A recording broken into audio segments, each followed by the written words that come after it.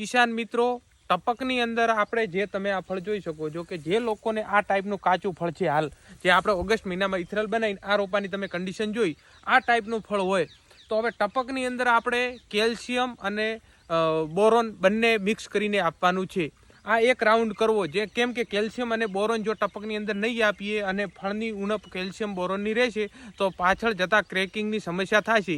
કેમ કે ગરમી આવે છે ક્રેકિંગની સમસ્યા થાય છે, પણ થોડી થાય છે, પણ તો પણ આપણી ક્વોલિટી બેસ્ટ રહેતી નથી. એટલે આ પ્રોડક્ટ આપણે આપી દેવી અને એના બીજા રાઉન્ડમાં આપણે 13-40-13 આપવું. એનાથી આમાં સાઇઝમાં ઘણો બધો ફરક પડશે. અને એ આપ્યા પછી આપણે બૂમ કંપનીનો એક લિક્વિડ ડીએપી આવે છે જે નેનો ડીએપી છે, એનું ખૂબ સારું રિઝલ્ટ છે. અને એક વાતનું ખાસ ધ્યાન રાખવાનું કે આપણે જે બૂમ ડીએપી આવે છે તે જ લાવવાનો છે. કેમ કે ઇફકો કે અલગ અલગ બીજી કંપનીના લિક્વિડ આવે છે તે લાવવા નહીં, કેમ કે તે સ્પ્રેમાં કામ કરે છે, ટપકની અંદર કામ કરતા નથી.